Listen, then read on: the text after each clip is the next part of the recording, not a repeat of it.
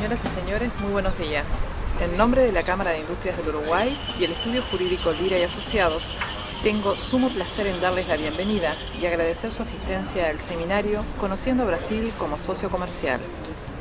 A continuación, dada apertura a este seminario, hará uso de la palabra el señor Elvio Fuscaldo, presidente de la Comisión de Comercio Exterior de la Cámara de Industrias del Uruguay, y el señor Almir Lima Nascimento, jefe de sector comercial de la Embajada de Brasil en Uruguay. Le damos la palabra entonces al señor Elvio Fuscaldo. Buenos días, muchas gracias a todos por acompañarnos. Me pidieron que hiciera una presentación, yo voy a hacer 3 presentaciones. La presentación que es políticamente correcta y que es, esto tiene el objetivo de generar conocimiento y herramientas para que todos podamos desarrollar más y mejores negocios con los hermanos brasileños. Muy bien, dando inicio entonces a la presentación.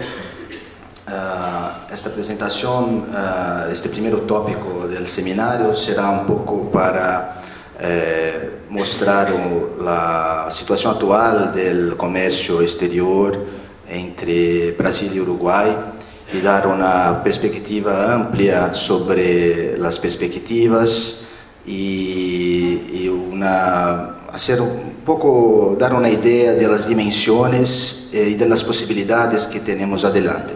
Con relación a las exportaciones de Brasil para Uruguay, también cayeron más o menos la misma cantidad, 23,6%.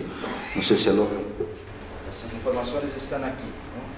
Aqui está a comparação de 2009, enero a setembro, com enero a setembro de 2008.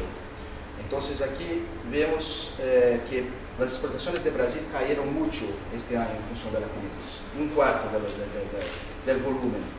E para Uruguai seguiu a mesma proporção.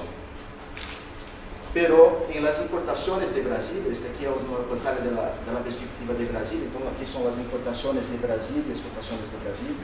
Tuvimos uma situação que é muito interessante. As importações de Brasil com o mundo caíram, diminuíram 31%, enquanto que as importações provenientes de Uruguai aumentaram 20%.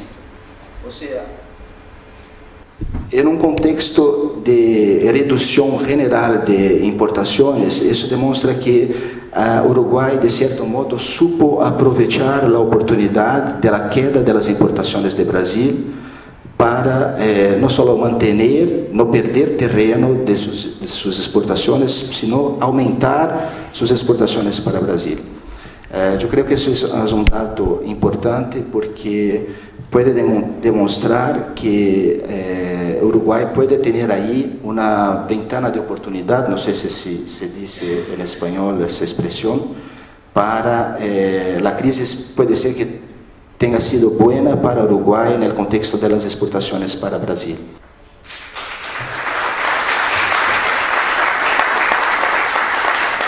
Muchas gracias, André. Licenciado André Barbosa. Bueno, eu vou ser muito sencillo porque é mais um seminário de legal e de comércio que propriamente uma coisa mais política, pero me parece que seria importante dizer uma ou duas coisas. Basicamente que, de hecho, a importância para nós de América do Sul é muito grande por uma razão muito simples. Se o Mercosul começou como um impulso político, su sostén se mantiene viene a partir del comercio, de la economía y de las inversiones. Si no, quedamos todos parados en el discurso político que no llega mucho a ningún lado. Un otro ejemplo que hay aquí del PSCI es justamente el convenio que se firmó el año pasado de la industria automotiva de Uruguay. ¿Está bien?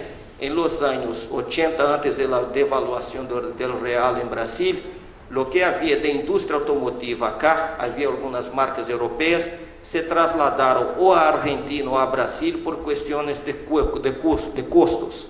Y con eso quedó Uruguay sin tener más ese rubro en su, digamos así, en su conjunto industrial. Con la firma del acuerdo del convenio automotor del año pasado, se tornou possível que hoje já sejam vendidos para o mercado brasileiro os utilitários, como se diz, aquelas caminhonetas Tigo, que são fabricados por Sher e Sockman, que são capitais chinos e argentinos. E houve também recentemente um acordo firmado na Associação Comercial entre a Kia do Brasil, que está, digamos assim, relacionada a capitais coreanos, con la empresa Nordex de acá. A continuación, el segundo módulo pretenderá dar respuesta a la interrogante «¿Exportar a Brasil? ¿A qué nos enfrentamos?», en el cual se presentarán los siguientes elementos: procedimientos de importación en Brasil y entidades gubernamentales intervinientes, tributos que gravan la importación en Brasil y cálculo de formación de precios. Cedemos entonces la palabra al doctor Alexandre Lira de Oliveira. Então, o André comentou que a palestra dele, que a parte dele era um pouco chata, um pouco penosa.